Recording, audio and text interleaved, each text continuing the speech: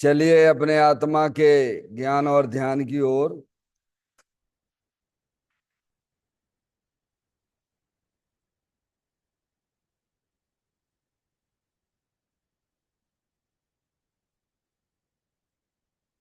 अपने चंचल मन को एवं चंचल उपयोग को स्थिर करने के लिए जिनवाणी माता के माध्यम से अपनी वर्तमान ज्ञान की पर्याय में सम्यक भी ज्ञान उत्पन्न करते हुए शरीर शरीर से संबंधित जितने भी चेतन अचेतन पदार्थ हैं उनका मुझ भगवान आत्मा के साथ में किसी भी प्रकार का कोई संबंध नहीं है।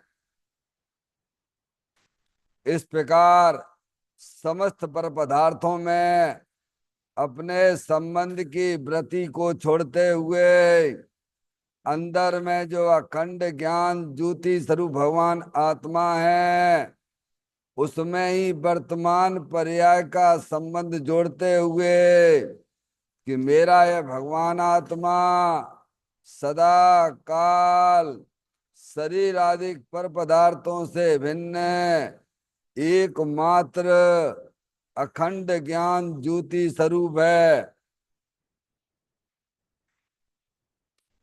ऐसा अपने आप को जानो और ऐसा ही अनुभव करो कि वर्तमान में ही मेरा यह भगवान आत्मा शरीर आदि पर पदार्थों से भिन्न एकमात्र अखंड ज्ञान परम ज्योति स्वरूप है।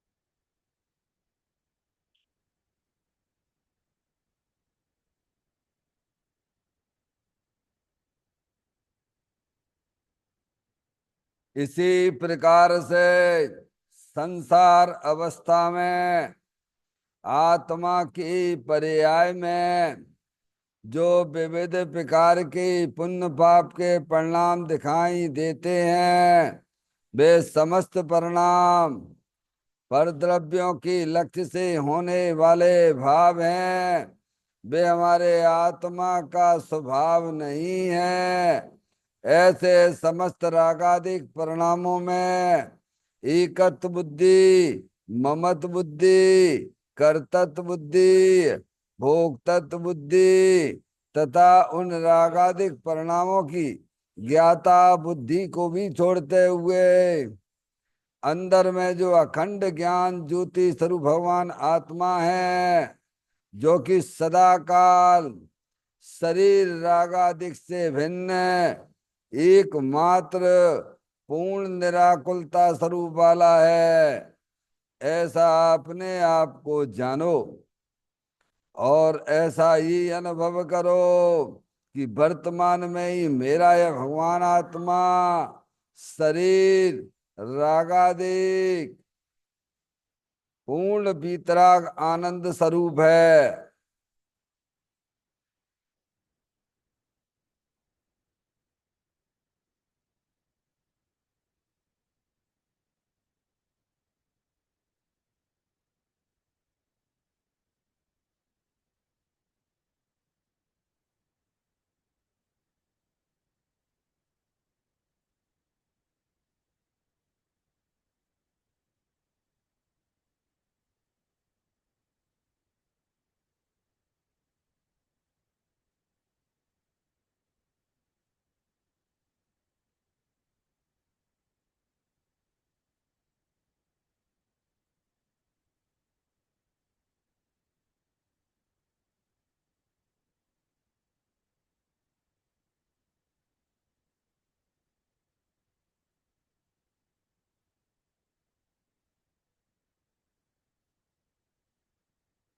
इसी प्रकार से संसार अवस्था में आत्मा की पर्याय में जो पर के लक्ष्य से होने वाला ज्ञान है, वह परलक्षी ज्ञान भी हमारे आत्मा का स्वभाव नहीं है।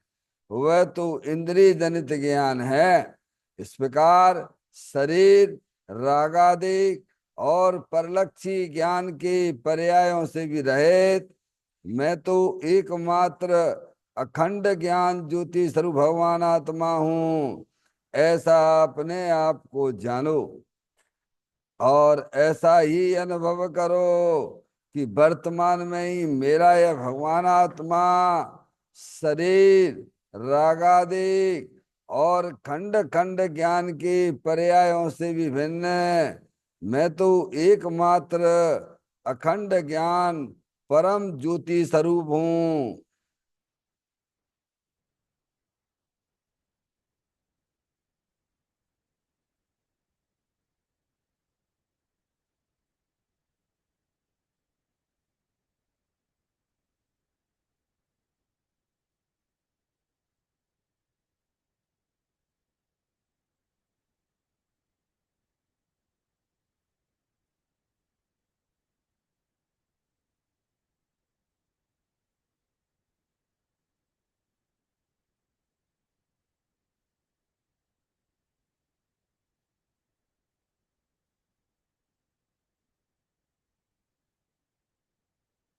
द्रव कर्म भाव कर्म नो कर्म रहित शुद्धात्म स्वरूपो हम। मेरा ये भगवान आत्मा सदा काल शरीर आदि नौ कर्मों से भिन्न है। मेरा ये भगवान आत्मा सदा काल ज्ञानावरण आदि 8 कर्मों से भी भिन्न है। मेरा ये भगवान आत्मा सदा काल मूर आगदेश भाव कर्मों से भी भिन्न है। इस प्रकार द्रव कर्म भाव कर्म नौ कर्म तीनों कर्मों से रहित मैं तो एकमात्र परम पवित्र शुद्धात्म स्वरूप हूं, ऐसा अपने आप को जानो और ऐसा ही अनुभव करो कि वर्तमान में ही मेरा यह भगवान आत्मा तीनों प्रकार के कर्मों से रहित एकमात्र परम पवित्र शुद्धात्म स्वरूप है।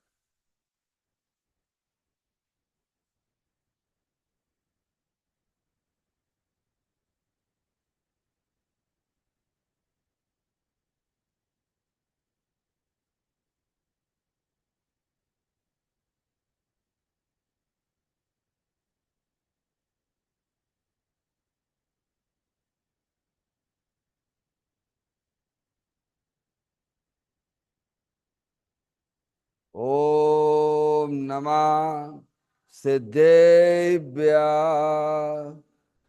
ओम नमः सिद्धेभ्य।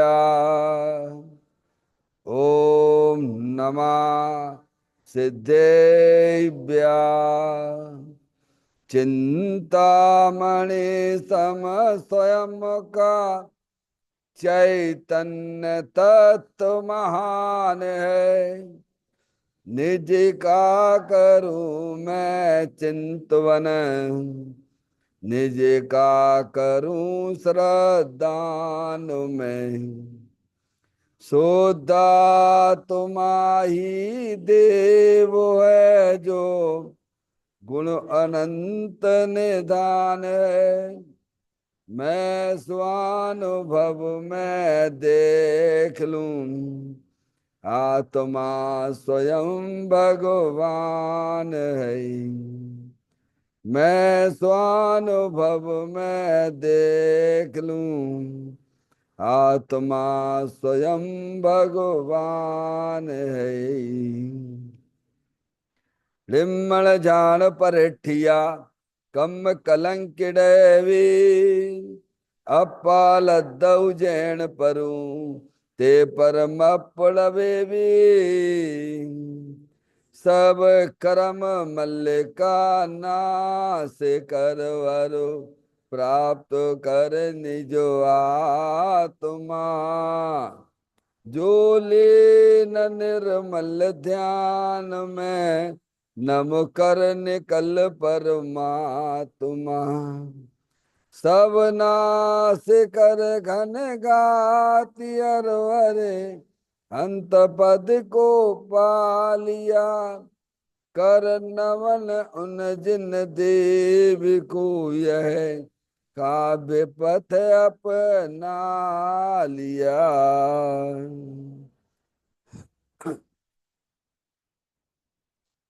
श्री योगसार जी नामक परम आध्यात्मिक ग्रंथ स्वाध्याय हेतु में विराजमान है। आज से 1400 वर्ष पहले इस महान पवित्र ग्रंथ की रचना दिगंबर संत योगेंद्र महाराज जी हुए हैं। उन्होंने इस महान पवित्र ग्रंथ की रचना की और उन्होंने इस ग्रंथ का नाम योगसार जी रखा। योगसार जी का सीधा सा अर्थ है मुक्ति के मार्ग में। योग का मतलब जोड़ होता है। किसका किसके साथ में जोड़ करना?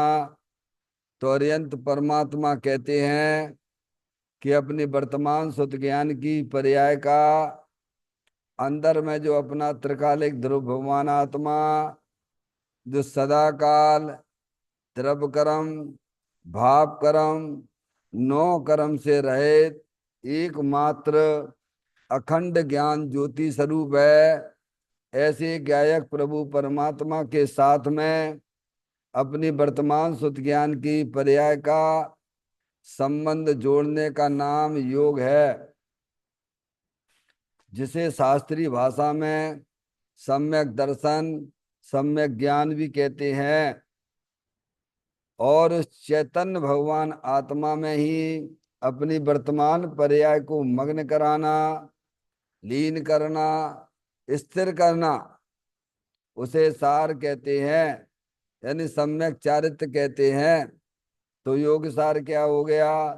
सम्यक दर्शन, सम्यक ज्ञान, सम्यक चारित्र वाली निर्मल पर्याय, पवित्र पर्याय जो अपने आत्मा के आश्रय से प्रकट होती है, इसे यहाँ योग सार कहते हैं। और इसे ही अरिहंत परमात्मा धर्म कहते हैं।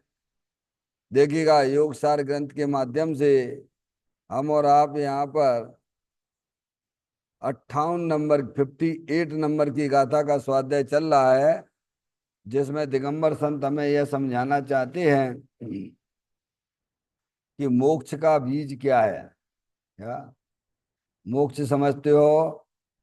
मोक्ष यानी आत्मा की पर्याय में अनंत दर्शन, अनंत ज्ञान, अनंत सुख, अनंत वीर जैसी परिपूर्ण निर्मल पर्याय की प्राप्ति होना, उसे केवल ज्ञान और मोक्ष कहते हैं। क्या उसका बीज क्या है? क्योंकि बीज के बिना वृक्ष की उत्पत्ति संभव है क्या? है? सम्यक दर्शन सम्यक ज्ञान बीज है। समझ में आया भैया? बहुत सही कहा। क्या कह रहे? बीज के बिना मोक्ष की प्राप्ति संभव नहीं है, ये मूल विषय इस गाथा का है। समझ गए आप? और उस बीज का कारण क्या है? सच्चा ज्ञान। क्या है? मोक्ष का बीज सम्यक दर्शन सम्यक ज्ञान। और सम्यक दर्शन सम्यक ज्ञान कैसे प्राप्त होगा? तो वस्तु स्वरूप का सच्चा ज्ञान करो। और सच्चे ज्ञान की प्राप्ति कैसे होगी? जनवाणी माता के द्वारा होगी। क्या भैया? आगे बात समझ में? हमें कहाँ पहुंचना है? हमें अपनी आत्मा की पर्याय में अनंत दर्शन, अनंत ज्ञान, अनंत सुख, अनंत वीर जैसी परिपूर्ण निर्मल पर्याय जो महावीर भगवान ने अरिहंत और सिद्ध अवस्था में प्राप्त की है। समझ में आया भैया? वहां पर पहुंचना है। समझ गए नहीं आप? अरे महावीर भगवान ने सम्यक दर्शन की प्राप्ति शेर की पर्याय में की। अथवा उससे पहले या वो नहीं गिनी जाती है। समझ में आया भैया? गिनती में तुझे आते हैं 10 भाव। समझ में आया भैया? इसके बाद तो फिर जो है कैसे फिर वो भटकते रहे। और फिर जो यहाँ से काउंटिंग चालू हो गई, कहाँ से? फिर उसके बाद वे त्रियंच गति में नहीं गए। शेर की पर्याय के बाद फिर देवगति में गए। देवगति के बाद फिर राजा हुए, फिर भावलिंगी मुनि हुए। फिर वो पूरी करके फिर देवगति में गए। फिर वहां से आए, फिर जो है फिर राजा हुए, फिर मुनि हुए।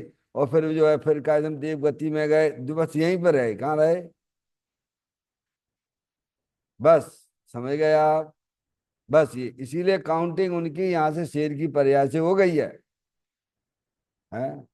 और उन्होंने अपनी पर्याय में केवल ज्ञान, अनंत दर्शन, अनंत ज्ञान, अनंत सुख, अनंत वीर जैसी परिपूर्ण निर्मल पर्याय प्राप्त की है। समझ गए आप? इसीलिए दिगंबर संत में यह समझाना चाहते हैं कि मोक्ष का बीज तो क्या है? यही ज्ञान है। यही ज्ञान का मतलब क्या? जीव जुदा पुद्गल जुदा, यही तत्व का सार, बाकी सब इसका विस्तार। क्या लिखा है? देहादि रूप में नहीं हूं। क्या हेडिंग है? तो मैं कौन हूं? मैं तो एक अखंड ज्ञान परम ज्योति स्वरूप भगवान आत्मा हूं। जैसा आचार्य अमृतचंद देव ने समय सार के 185वें नंबर की गाथा में हमको कलश में बताया। 185 नंबर के कलश में बताया, मैं तो एक अखंड परम ज्ञान ज्योति स्वरूप भगवान आत्मा हूँ। और ये रागादिक परद्रव्य हैं, प्रभाव हैं, ये मैं नहीं हूं। बस इतना ज्ञान चाहिए।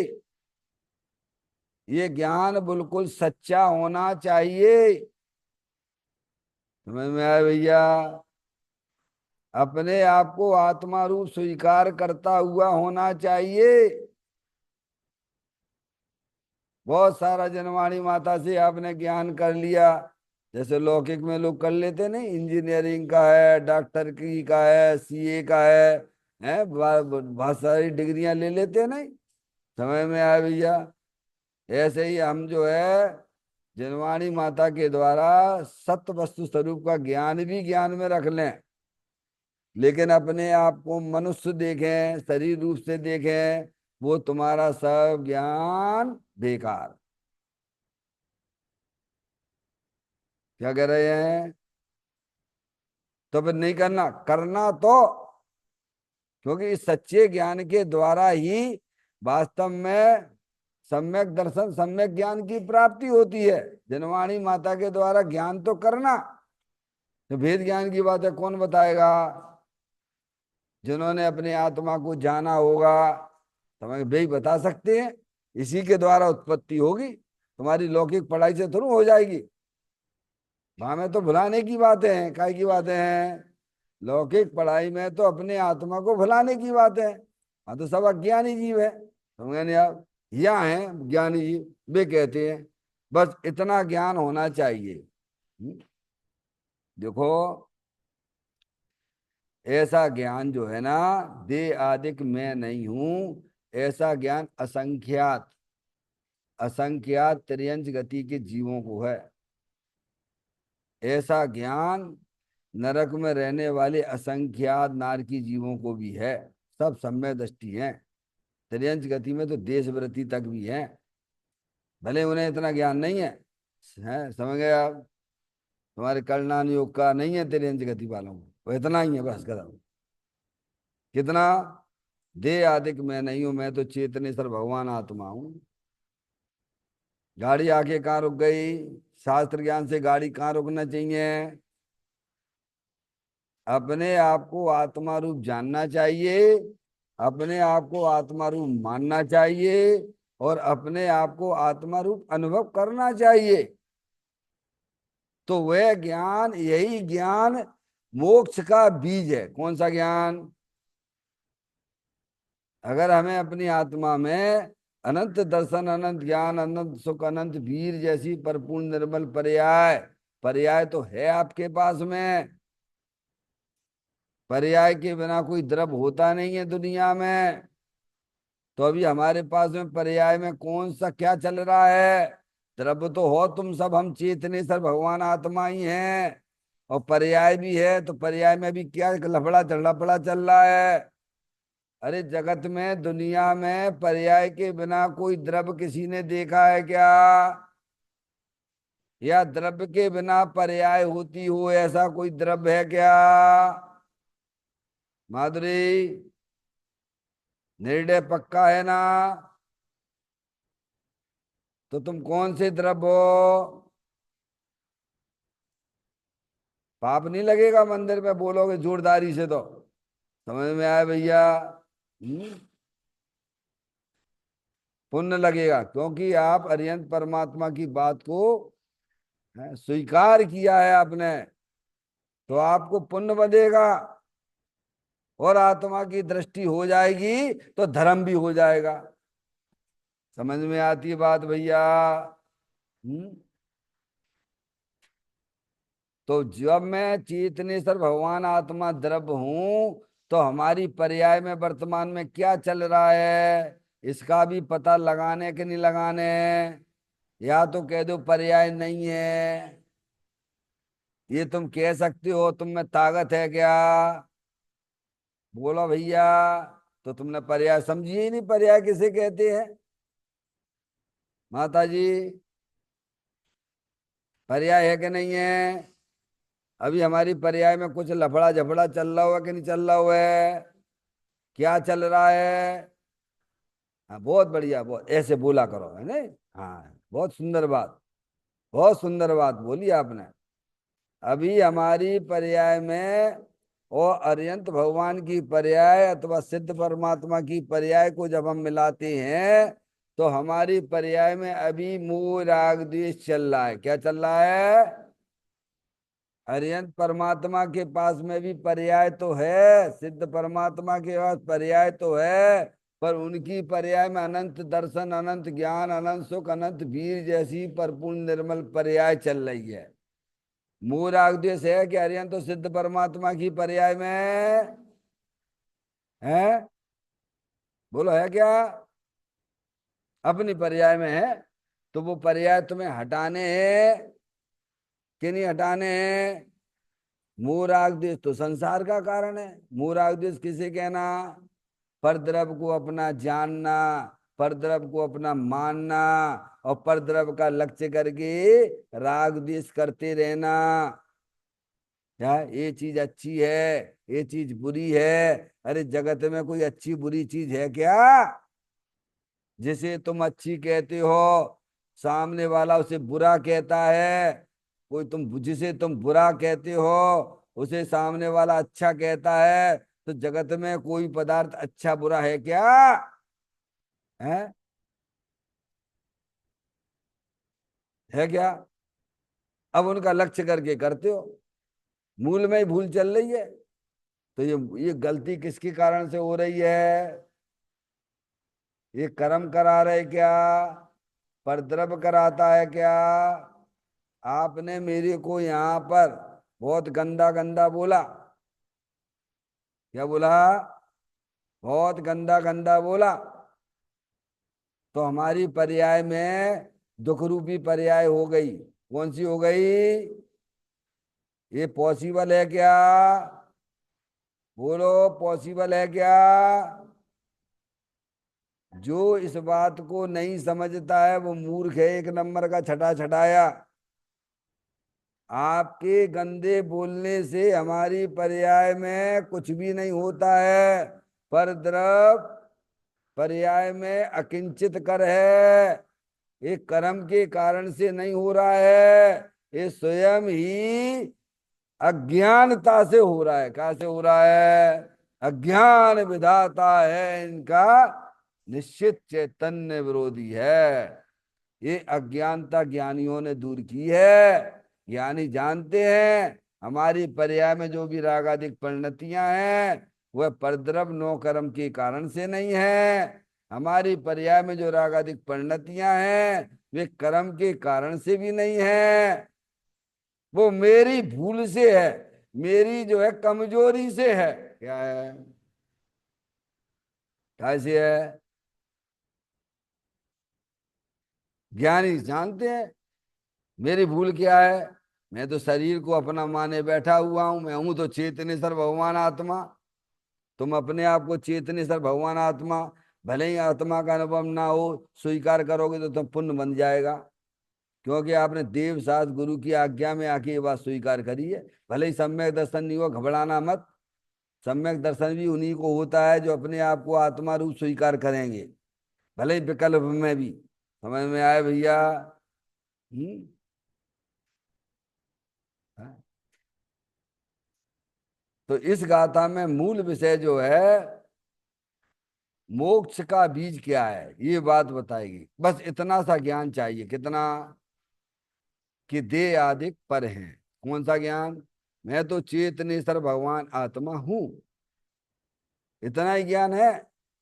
त्रियंच वाले गतियों को देश व्रती है वे, इतना ही ज्ञान है। बिना ना तुम्हारे जो है, समझ गए नहीं आप? बिना जानते, सात तत्वों के नाम तक ना जानते हैं।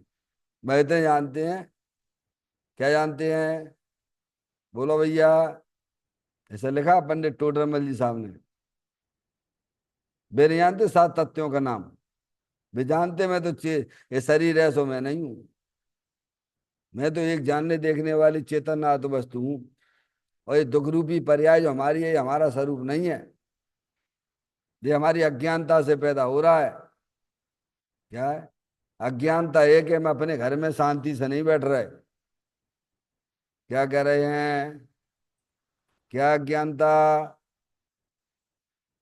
क्या अज्ञानता है? आप अपने घर में शांति से बैठे हो तो कोई तुम्हें रोकेगा का? अरे बोलो भैया।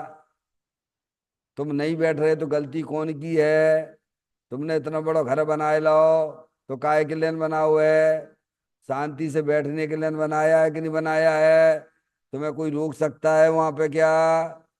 पर तुम नहीं बैठो तो गलती कौन की है? हैं?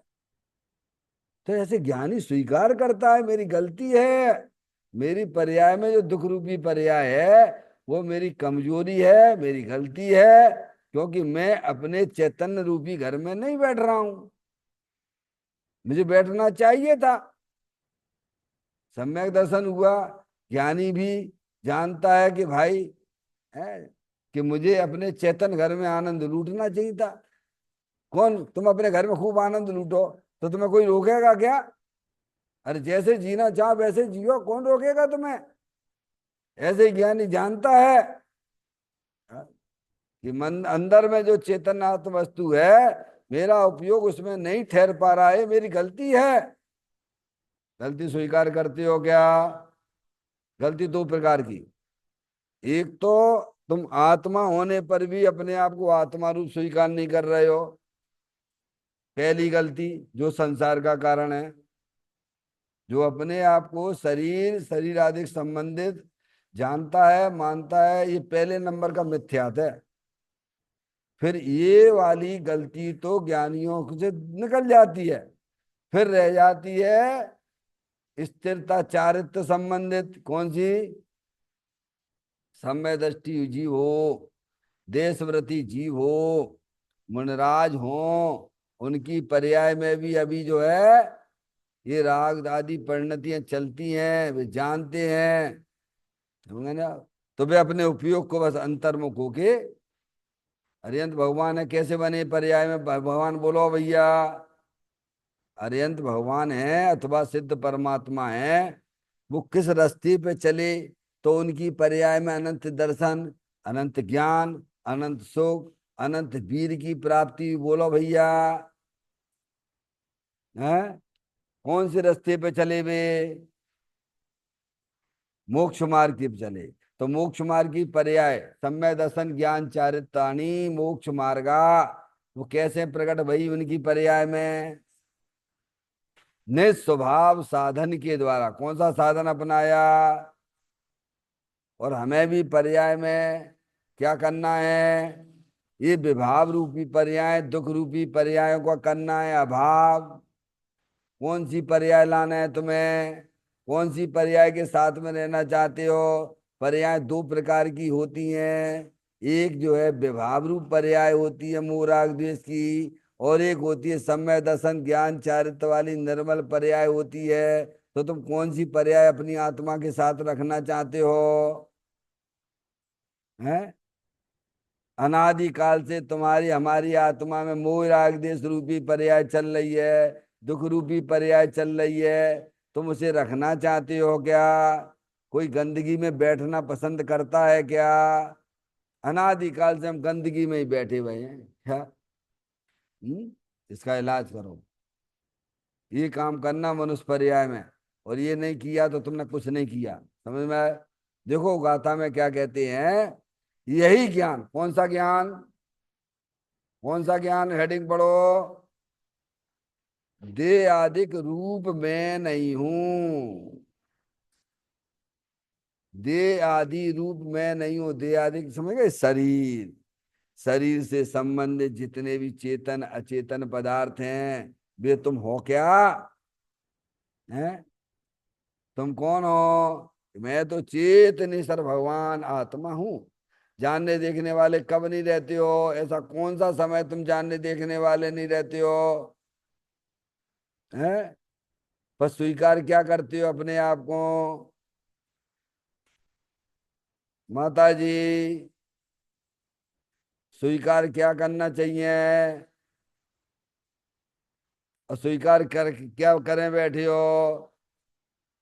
मैं लड़का हूं, मैं शरीर वाला हूं। क्या देह आदिक मैं नहीं हूं। मैं तो चेतनेश्वर भगवान आत्मा हूं। राग आदिक मैं नहीं हूं।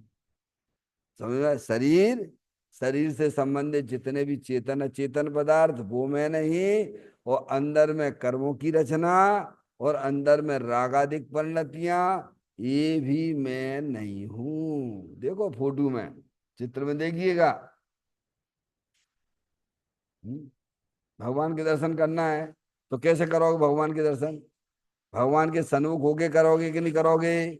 ऐसी अपना भगवान आत्मा जिन स्वरूप है ना, तो उसके दर्शन कैसे करोगे? शरीर की तरफ देखते रहोगे तो अपने भगवान आत्मा के दर्शन होंगे क्या? रागादिक परिणतियों को ही विचार करते रहोगे, उन्हीं की रुचि रखोगे, तो अपने भगवान आत्मा के दर्शन होंगे क्या? क्या? नहीं होंगे।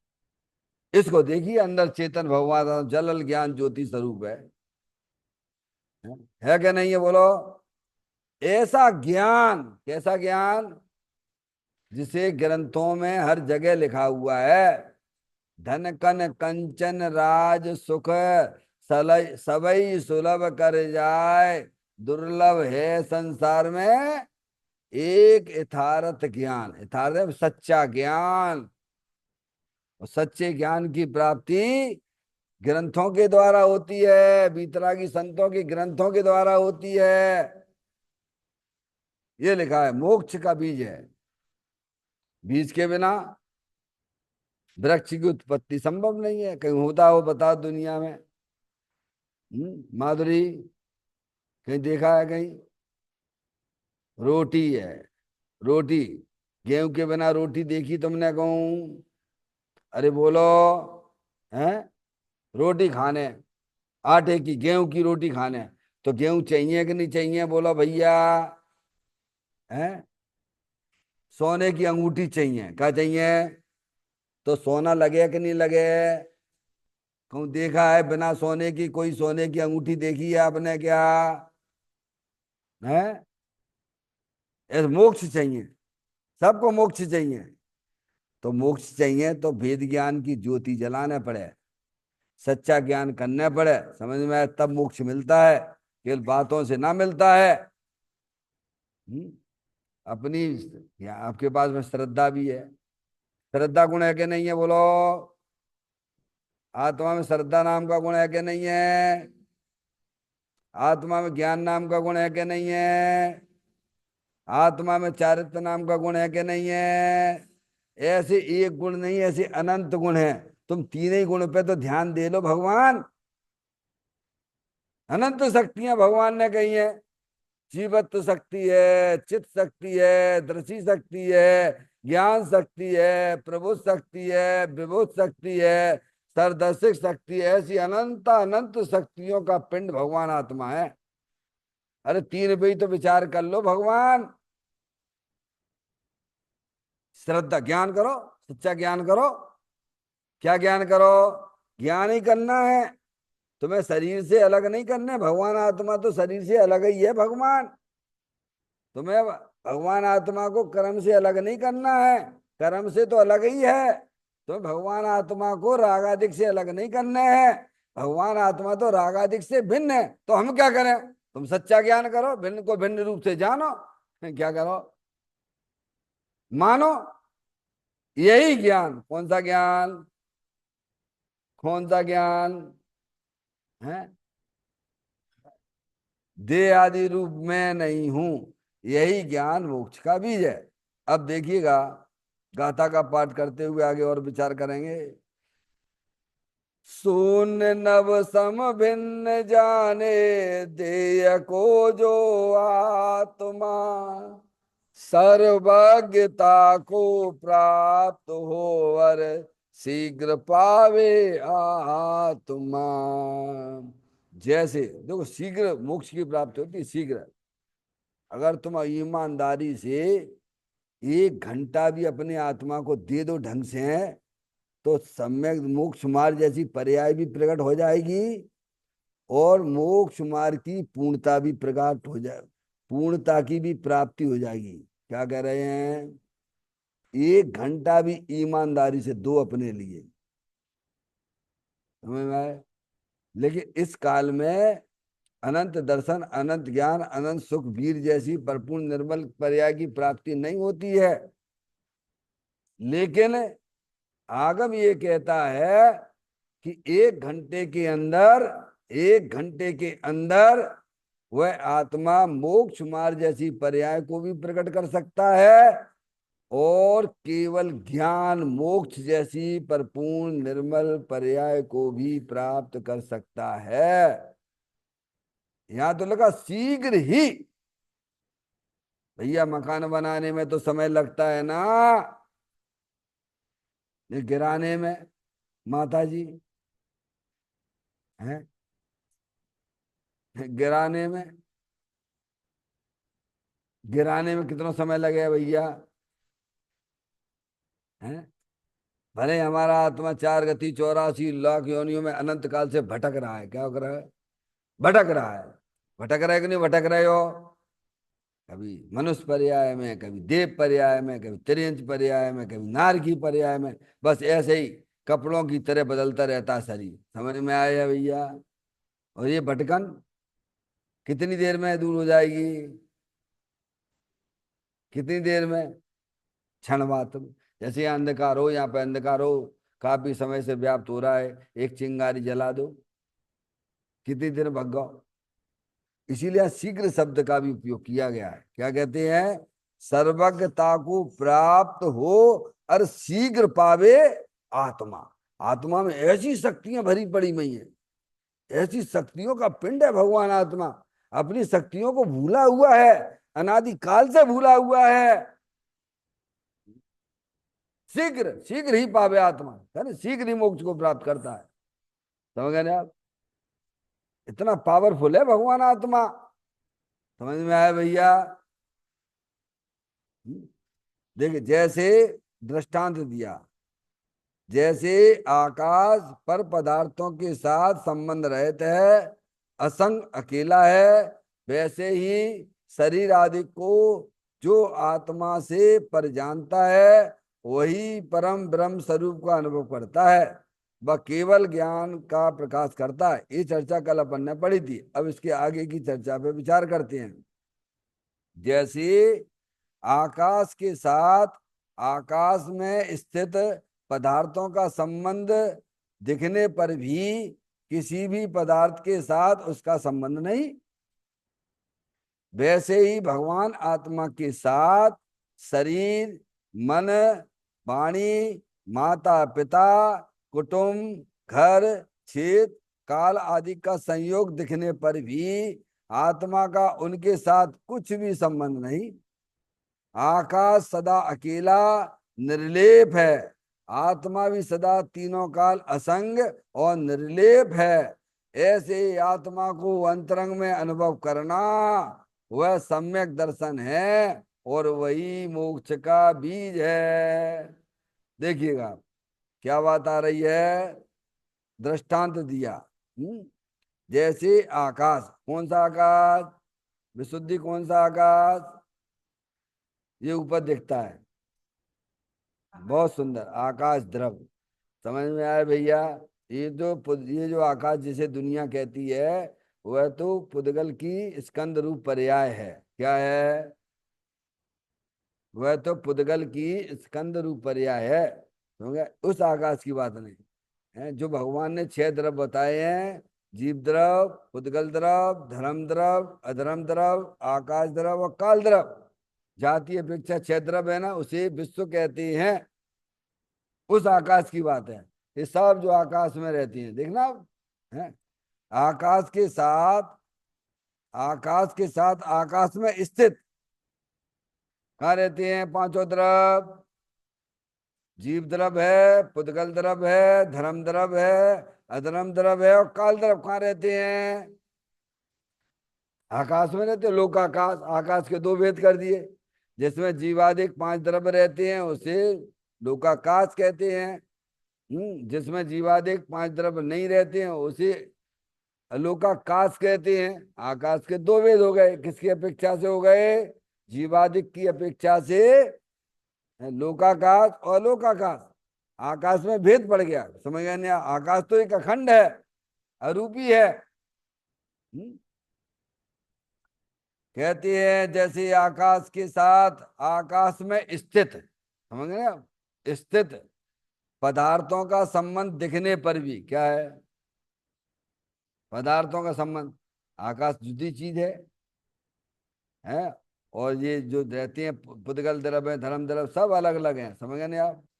दिखने पर भी, दिखने पर भी आकाश में दिखते हैं ना, तो कहते स्थित हो पदार्थों का संबंध दिखने पर भी किसी भी पदार्थ के साथ उसका संबंध नहीं है, क्योंकि जुदे जुदे हैं। क्या संबंध है? क्या है उनका संबंध? बोलो भैया। अगर संबंध होता, संबंध कुछ होता तो फिर संबंधी लोग वहीं अलोकाकाश में भी तो ले जाता कि नहीं ले जाता?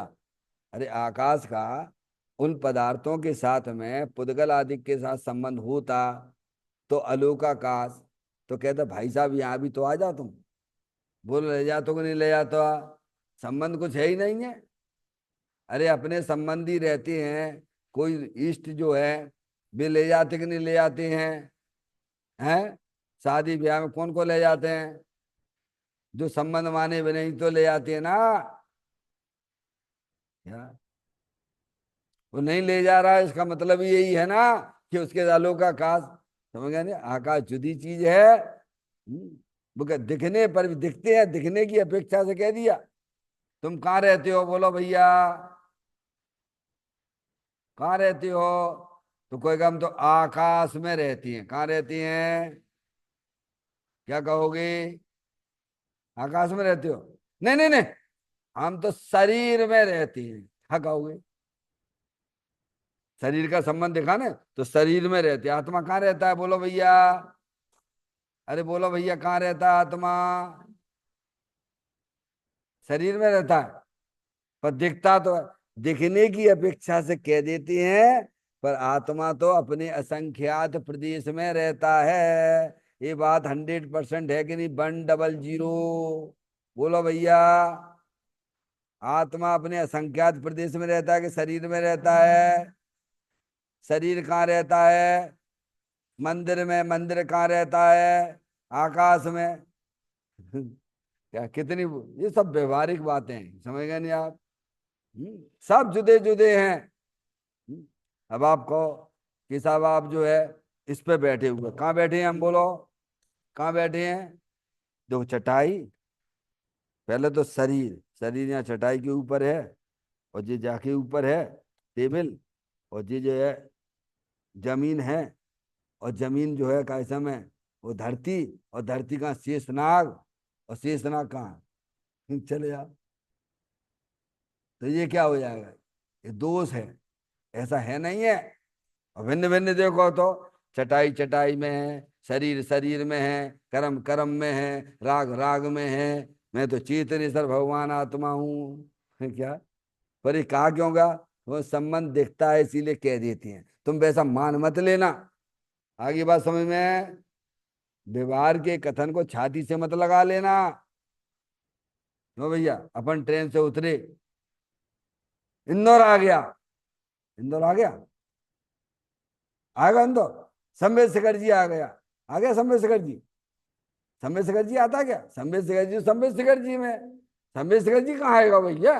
ये सब व्यवहार के कथन, संवेद शेखर जी तो संवेद शेखर जी में। समझ में आया भैया? ऐसे ही यहाँ ये बात कहते हैं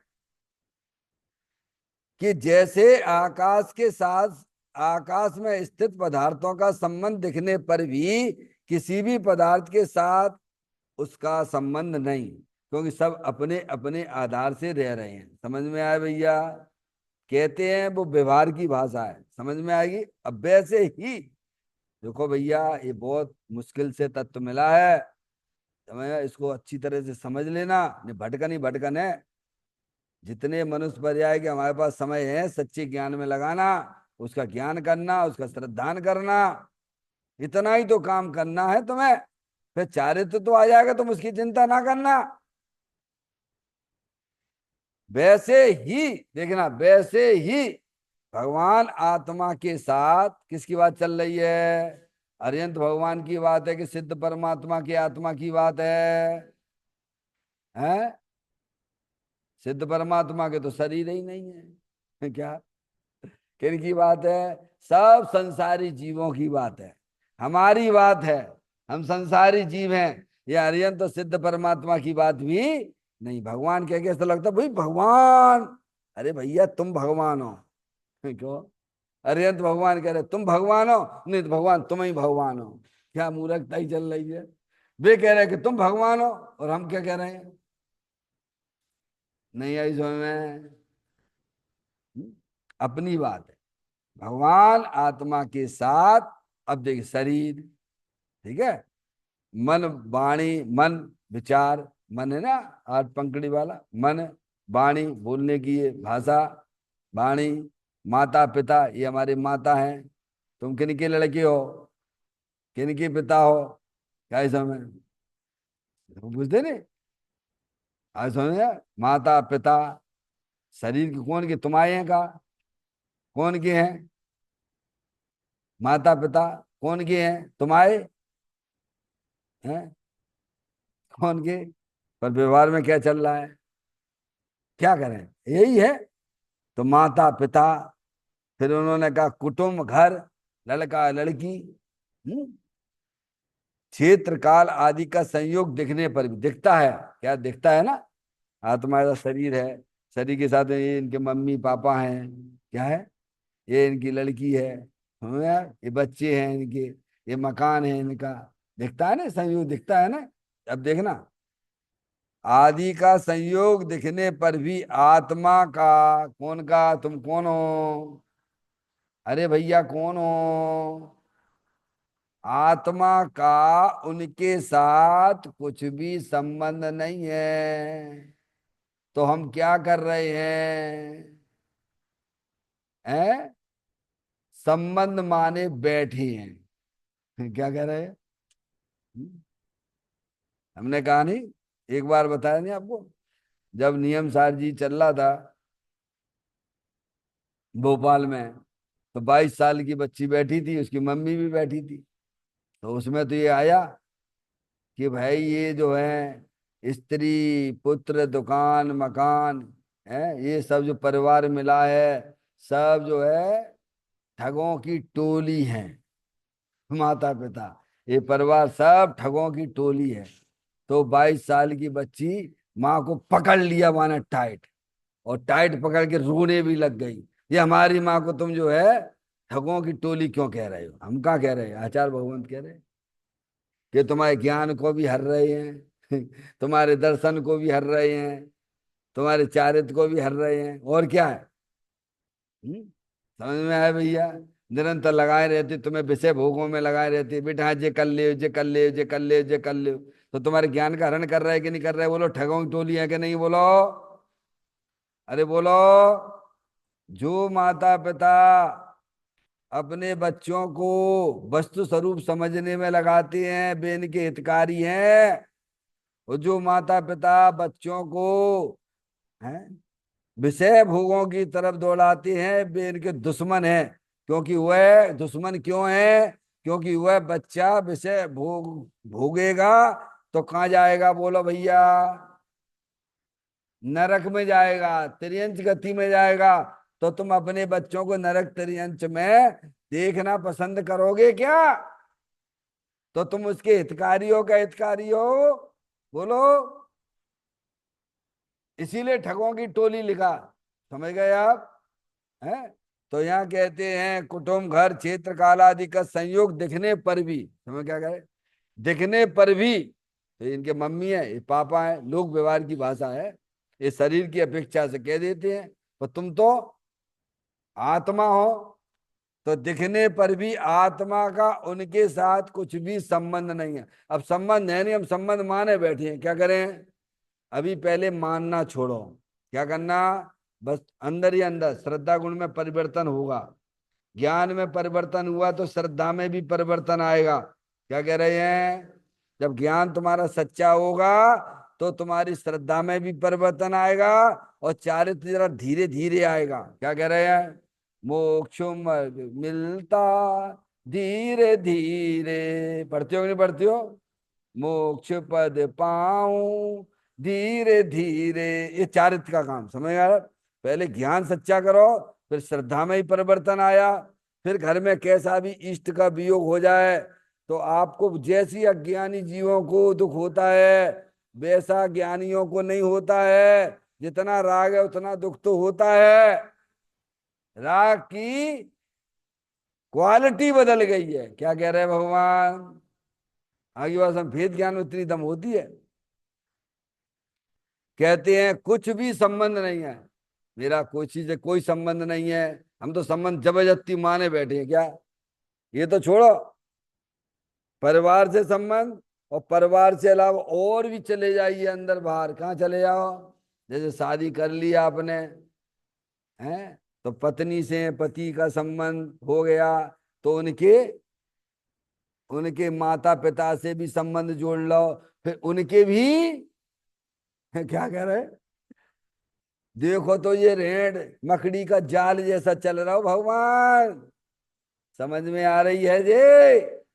कहाँ गलती चल रही है? अरे मैं तो चेतनेश्वर भगवान आत्मा हूं, ऐसा जब जब आवाज हुंकार लगती है ना, तो सारे संबंध ध्वस्त हो जाते हैं, और आत्मा की पर्याय में अतीन्द्रिय आनंद की प्राप्ति हो जाती है। समझ में आया भैया?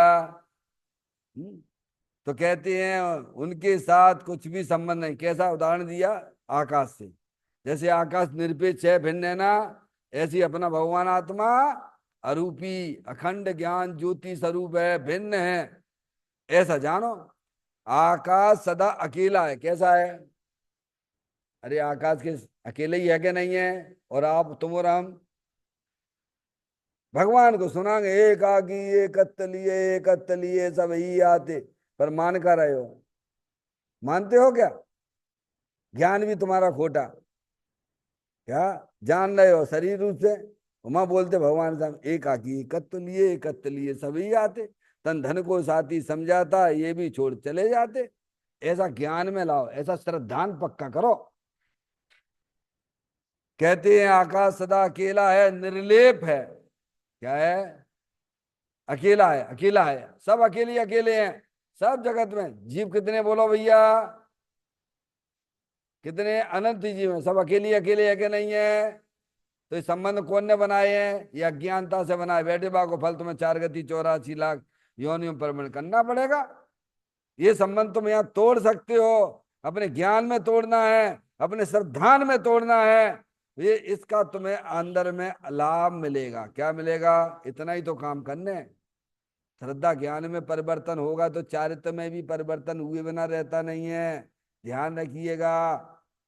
समझ में आए? जहां पैसा लग रहेगा, बोलो भैया कितनी पढ़ाई करने तुम्हें सुखी होने के लिए, ये छोटा सी पढ़ाई है भगवान, जो तुमने अनादिकाल से ना की है, उसके लिए ज्ञानी हमें समझाते हैं।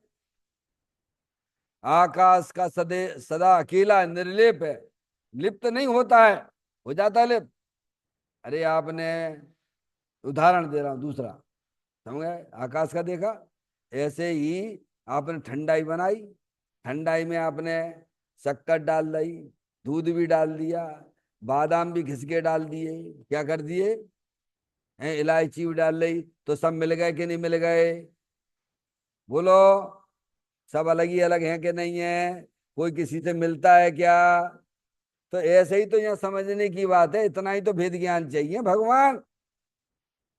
अरे वो जो है ना तुम्हारी गिलहरी है ना, गिलहरी, गिलहरी देखी गिलहरी है, उसके सामने मूंगफली डाल देना, तो क्या चीज कौन सी खाएगी? ऊपर का बक्कल खाएगी कि अंदर का बक्कल खाएगी, को दाना खाएगी, बोलो। डाल के देख लेना, हमने तो हजारों बार देखा है, चेक करता रहता हूं मैं। क्या समझ गए नहीं आप? मैं देखता हूँ, मैं खाता रहता हूँ, ये गए वहाँ पचमढ़ी गए, यहाँ गए, हमारी ड्यूटी रहती है, बाहर जाते हैं तो ड्यूटी हमको मिलती है।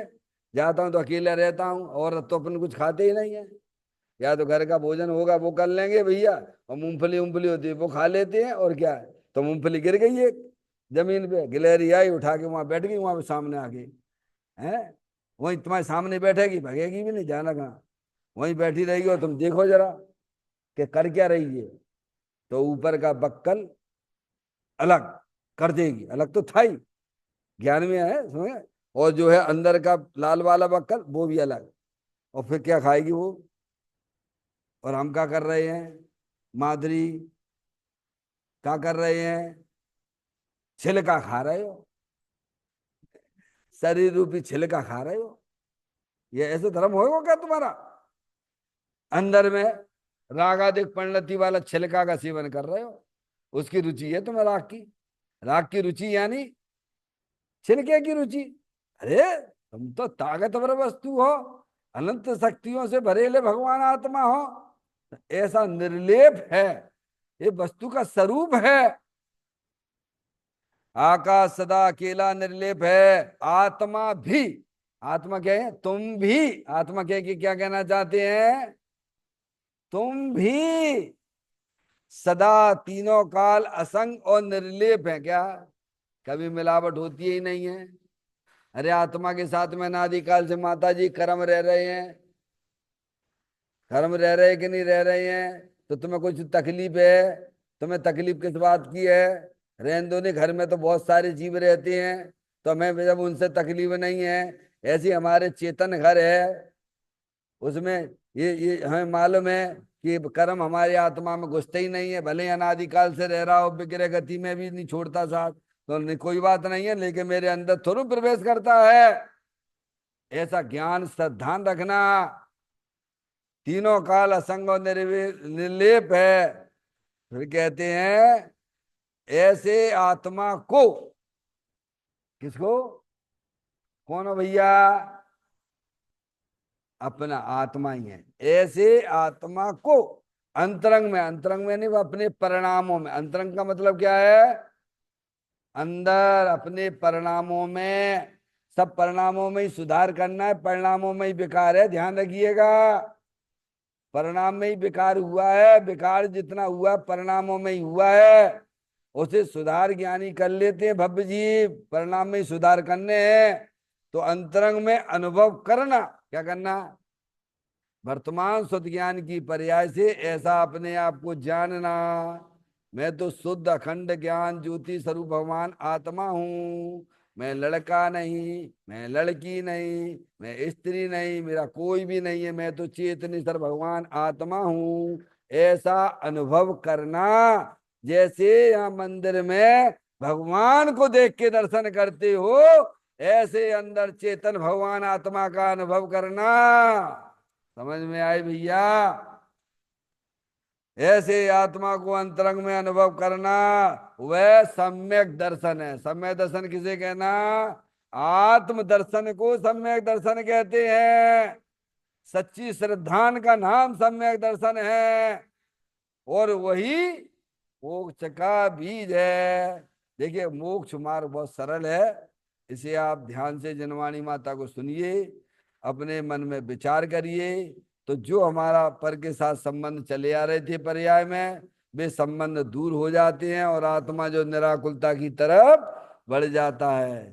चैतन्य काय स्मरण प्रति क्षण करो रे, भवि के अनंत दुख को पल में हरो रे, अक्षय अनंत निज सुख निदान पाओ, गाओ अरे नित इसी के गीत गाओ, गाओ अरे नित इसी के गीत गाओ।